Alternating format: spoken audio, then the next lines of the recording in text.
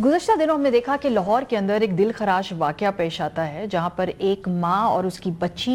Gutter में गिर जाते हैं और उसको फिर जब ढूंढते ढूंढते उनकी लाश नहीं मिलती तो ये क्लेम कर लिया जाता है कि वो तो गिरे ही नहीं है। ये तो एक फेक न्यूज़ है। और मुझे खबर इसलिए भी ज़्यादा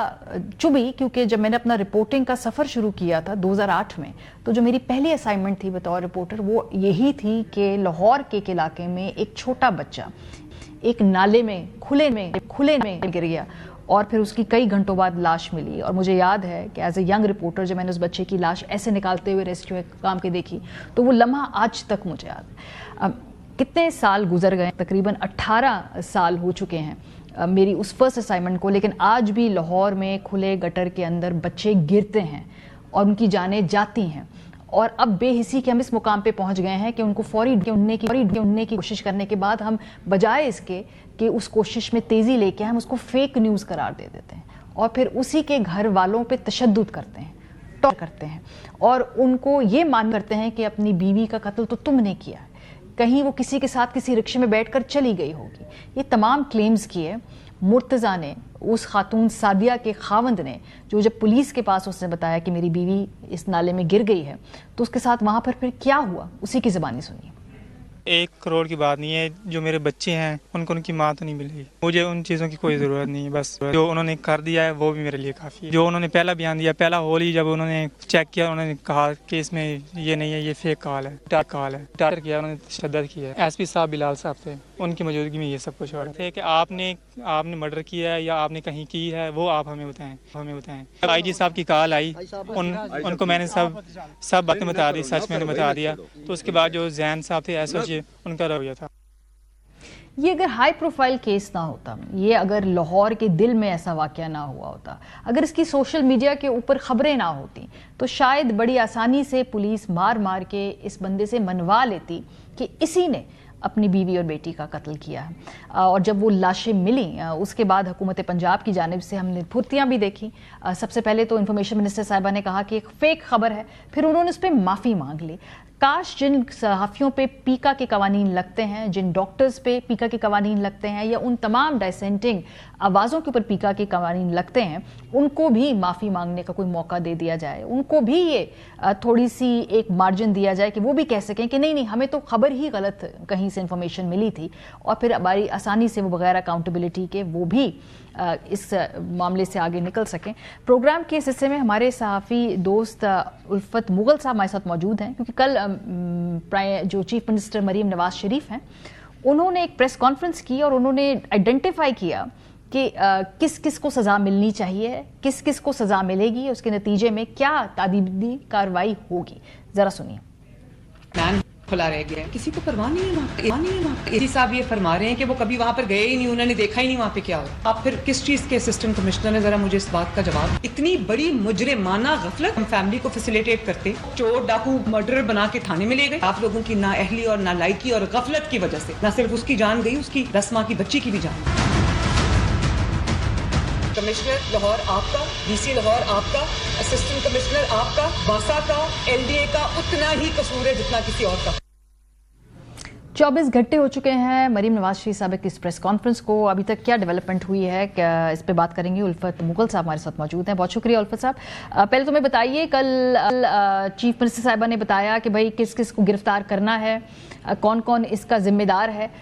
उस प्रेस कॉन्फ्रेंस के बाद वो जो भी ब्रीफिंग थी उसके बाद से अब तक क्या हुआ है, किन के खिलाफ इकदाम किए गए हैं, किन के खिलाफ एक्शन लिया गया है?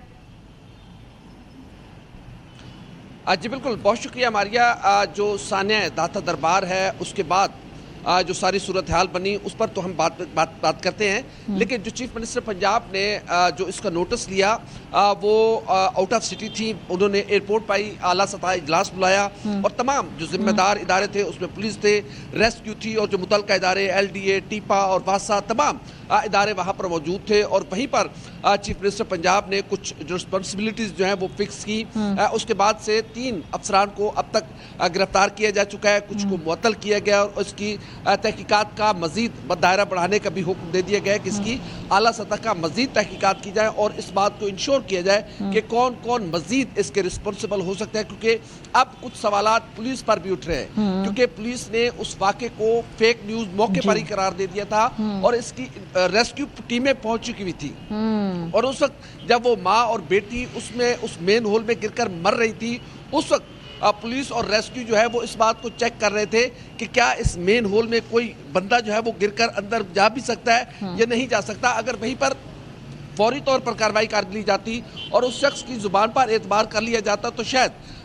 मुमकिन है जान भी बच सकती थी, लेकिन ये ज़रूर हो सकता था कि उन माँ बेटी की जो लाशें हैं वो फौरी तौर पर वहीं से निकाली जा सकती थी, लेकिन उसके बदले में 3 किलोमीटर लाश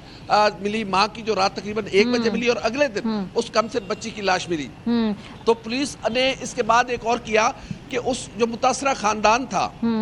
गुज़श्ता रोज़ उसके खानदान को बुलाकर उनसे सादा कागज पर अंगूठे लगवाए गए, क्योंकि जब देखा पुलिस ने कि चीफ मिनिस्टर पंजाब ने इसका बड़ी सख्ती से नोटिस लिया है और तमाम जिम्मेदार जो है वो इसके दायरे कार में आए, तमाम के खिलाफ कार्रवाई की जाएगी, तो पुलिस की अपनी गफलत छुपाने के लिए जो कि वहीं पर फेक न्यूज़ करार दे दिया गया था। और यही इंफॉर्मेशन जो इंफॉर्मेशन मिनिस्टर उस्मा जाहिद बुखारी ने शेयर की, ये same information chief minister house को भी दी गई थी। इसका मतलब यह है कि वहां पर मौके पर मौजूद जो इमदादी इदारे थे, जो पुलिस थी और जो दीगर इदारे थे, उन्होंने मिसगाइड किया इंफॉर्मेशन मिनिस्टर को भी। लेकिन उल्फत, ये तो जो आप बात बता रहे हैं ना कि जब आप सूबे की हाईएस्ट अथॉरिटी को गलत इंफॉर्मेशन दे रहे हैं, तो क्या आइडेंटिफाई किया कि एग्जैक्टली वो कौन शख्स था जिसने ये इंफॉर्मेशन सबसे पहले तो इसको घड़ा, उसके बाद उसको आला हुकाम तक पहुंचाया, फिर रेस्क्यू वालों को बताया जिससे काम रुका? क्या इन्होंने आइडेंटिफाई कर लिए वो कैरेक्टर्स? जी, उसकी अभी कुछ करैक्टर्स जो है उसको आइडेंटिफाई कर लिया गया, कुछ पर मजीद इसलिए तहकीकात का दायरा बढ़ाया गया कि जब SHO को मुअत्तल कर दिया गया, अब उसकी इस बात का इम्कान है कि शायद उस पर मुकदमा भी दर्ज किया जाए, क्योंकि उसने उसके बाद उसको उसके शोहर को और उसके रिश्तेदार को गिरफ्तार करके थाने ले गए और उसे ज़राए के मुताबिक तशद्दुद का निशाना भी बनाया और इसको ये कहा गया, पुलिस की जानिब से ये कहा गया कि ससुरालियों ने उसको कत्ल किया है, लड़की के बाप ने ये इल्ज़ाम लगाया। तो उस पूरे वाक़े को रंग देने की कोशिश की गई। और अगर मारिया खुदा न खास्ता ये 2 हादसात है, एक हादसा यह है कि दुनिया भर में हादसात होते हैं, उससे बड़ा हादसा यह है कि इदारों ने, जिम्मेदार इदारों ने इस हादसे को छुपाने की कोशिश की और ये सबसे बड़ी गफलत, लापरवाही है जिसको एड्रेस किया जाना चाहिए। अगर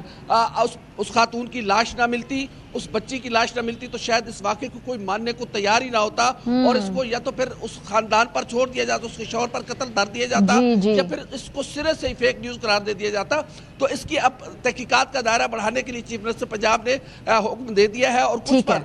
जो है वो मजीद रिस्पॉन्सिबिलिटी फिक्स होने की। ठीक है, हम इसका फॉलोअप करते रहेंगे उल्फत। और जैसे मैंने पहले भी प्रोग्राम के इब्तिदाई में कहा, इस सेगमेंट के इब्तिदाई में कहा कि 18 साल एज ए रिपोर्टर जो मुझे हुए हैं, उसमें मेरी पहली जो स्टोरी थी बतौर रिपोर्टर, उसमें भी एक बच्चा लाहौर के अंदर खुले नाले में गिरा था और आज 18 साल बाद लाहौर में एक और बच्चा खुले नाले के अंदर गिरा है। तो बहुत शुक्रिया उल्फत। प्रोग्राम